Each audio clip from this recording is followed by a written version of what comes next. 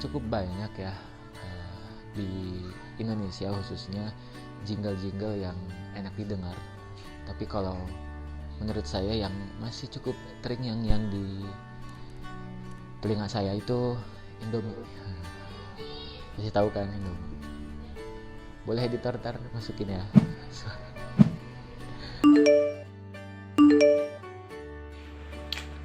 Cukup banyak sih tagline atau jingle yang nyangkut di kepala. Soalnya kan dulu sering muncul banget itu di TV. Sekarang juga masih ada. Cuman yang paling inget tuh, yang paling nyangkut tuh kayak iklan produk kapal api. Di akhirnya tuh suka ada kapal api. Jelas lebih enak. Terus ada lagi produk mie instan Indomie tuh. Ya kita sih udah sering nyebutnya Indomie gitu kalau mie instan. Kayak ke warung tuh beli Indomie padahal kita belinya mie sedap atau satu. Kayak bunyinya tuh kayak gini nih. Indomie seleraku. Alasannya kata-katanya mudah diingat sih. Ya kayak tadi Indomie seleraku. Ya emang ini selera saya gitu. Karena masyarakat Indonesia udah kenalnya sama Indomie gitu.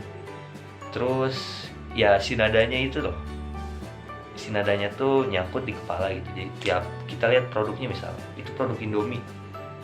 Langsung kena ke kepala tuh kayak wah itu Indomie seleraku.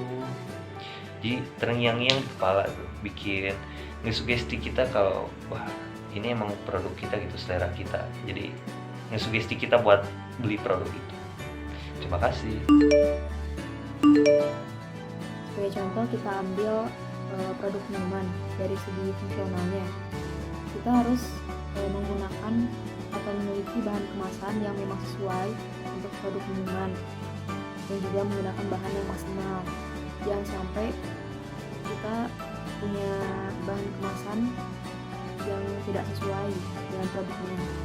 Terus dari gaya tarik visualnya bisa mengikuti perkembangan zaman gitu.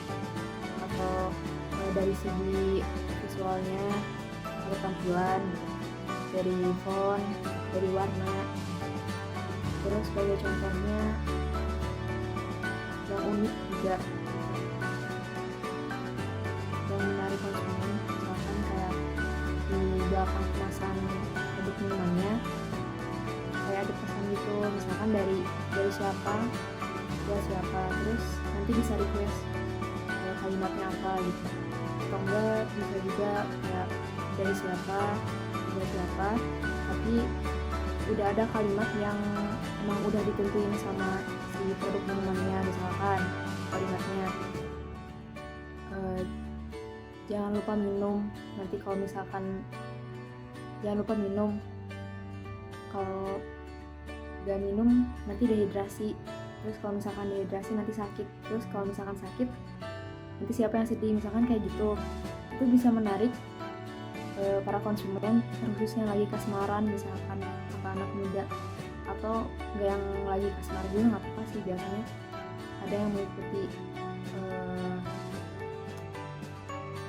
mengikuti tren kayak gitu.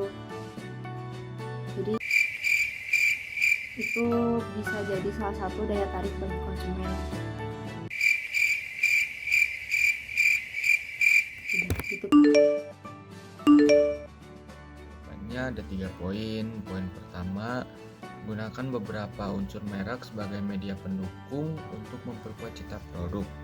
Poin kedua, ciptakan asosiasi yang kuat melalui produk seperti desain, susunan warna, bentuk, teks, cara komunikasi, dan lain-lain.